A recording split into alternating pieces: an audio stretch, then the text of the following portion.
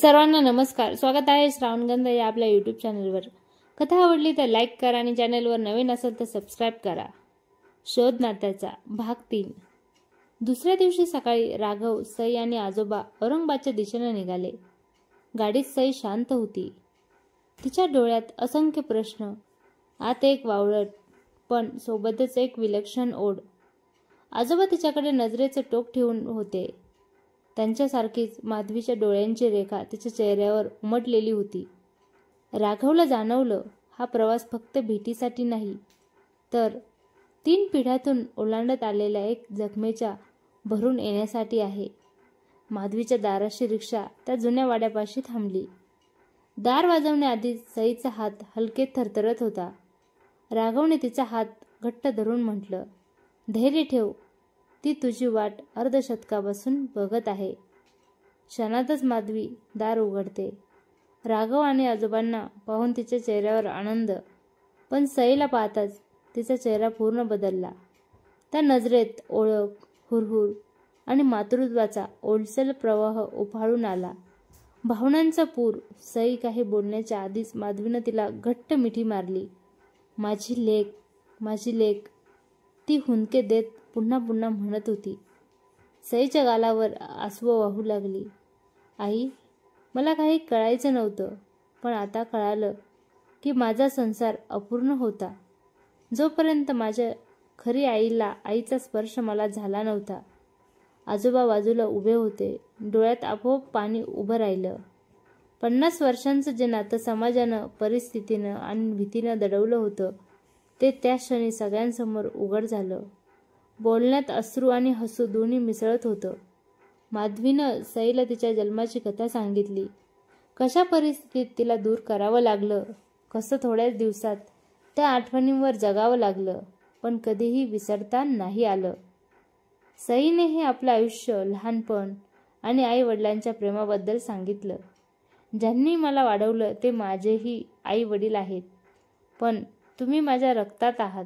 आता मी दोन्ही नात्यांना घेऊनच पुढे जाईल.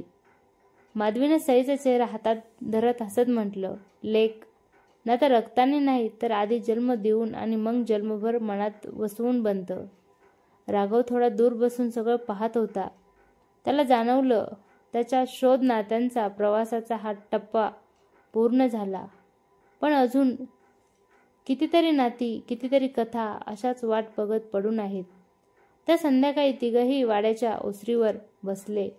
आकाशात संध्याछटा पसरताना मनात मात्र एक नवं उजाडणारं पहाट होतं, जिथं गुपित संपून फक्त प्रेम आणि सत्य उरलं होतं. औरंगाबादमध्ये माधवी आणि सईचा भावनिक पुनर्मिलनाचा दिवस संपून दुसऱ्या दिवशी सकाळी तिघांनी परतीचा प्रवास सुरू केला. राघव, सई आणि आजोबा माधवीला तिथेच ठेवून, पण वचन देऊन की लवकरच आपण सगळे पुन्हा एकत्र भेटू आणि घरच्यांना सर्व सत्य सांगू. सई खिडकीतून बाहेर पाहत होती. विचारांच्या गर्तेत तिच्या चेहऱ्यावर कधी हसू, कधी ओलसर छटा.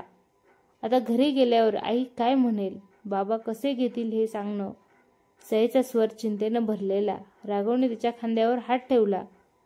सुरुवातीला नक्कीच धक्का बसेल, पण ती तुझी खरी आई असो वा दत्तक, तिने तुला वाढवलंय. तिचं प्रेम आणि जागा तुझ्या आयुष्यात कायम राहील. आजोबा शांतपणे म्हणाले, सत्य उघड करणं सोपं नसतं, पण गुपित ठेवून नात्यांचा पाया कमकुवत होतो. आपण आज जे करत आहोत ते पुढच्या पिढ्यांसाठी एक धडा असेल. गावात पोहोचताच ओसरीवर उभ्या आईनं त्यांचं स्वागत केलं. तिच्या नजरेत समाधान होतं, कारण तिला वाटलं सई आता आपल्या मनातील प्रश्न सोडवून परत आली आहे. पण त्या शांततेखाली एक वादळ दडलेलं होतं, ज्याचा तिला अजून अंदाज नव्हता. राघवने बहिणीकडे पाहिलं. तो जाणून होता, सर्व सांगण्यासाठी योग्य क्षण ठरवणं महत्त्वाचं आहे. राघवने गावच्या मोठ्या दिवाणखान्यात सगळ्यांना बसायला सांगितलं. आई, बाबा, आजोबा, सई आणि जवळच्या नात्यातील मावस काका काकू. त्याने सुरुवात केली, आज आपण काही अशा गोष्टी बोलणार आहोत ज्या आपलं संपूर्ण आयुष्य बदलू शकतात, पण ते आपल्याला एकत्र आणण्यासाठीच आहेत. आई बाबांच्या नजरेत संभ्रम.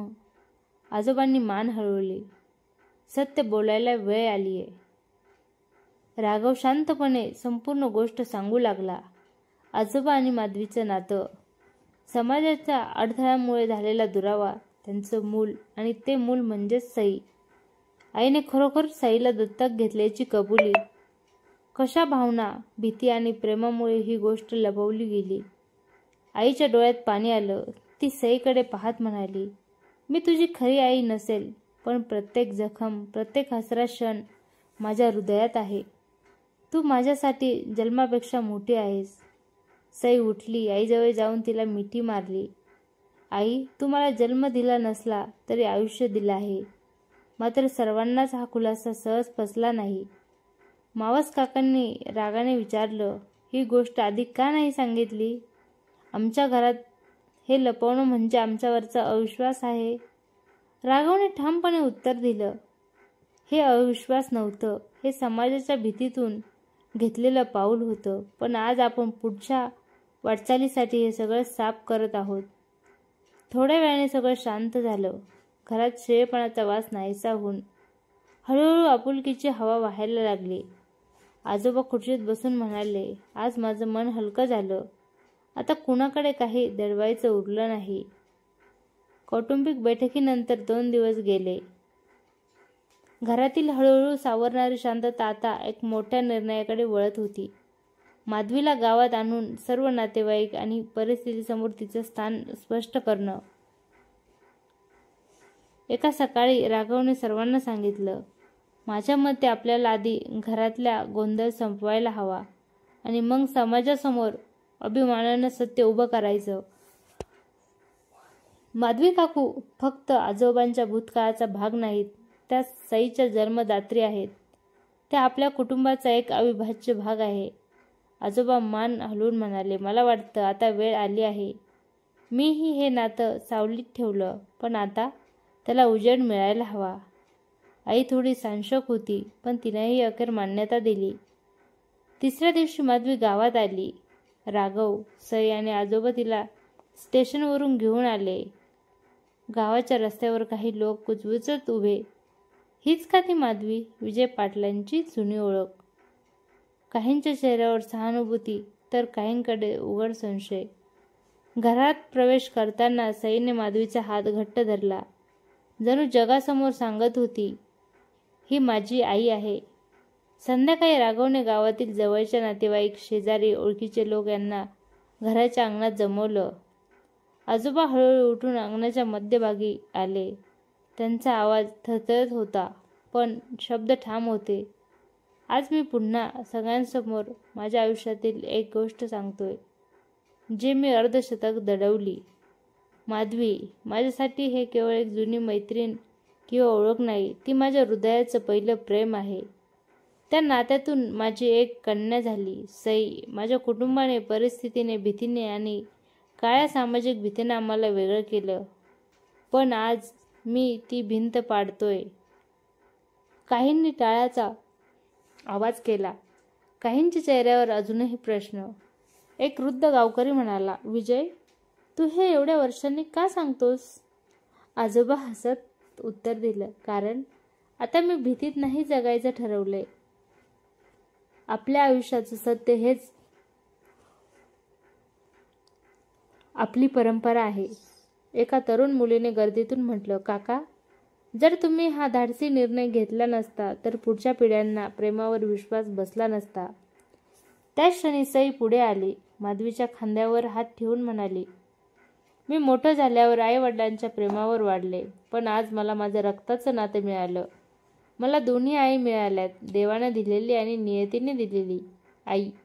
जिने तिला वाढवलं. डोळे पुसत म्हणाली, माझं सुख म्हणजे तू आनंदी असणं. मग तुझ्यावर प्रेम करायला किती हात लागले तरी मी हरकत घेत नाही.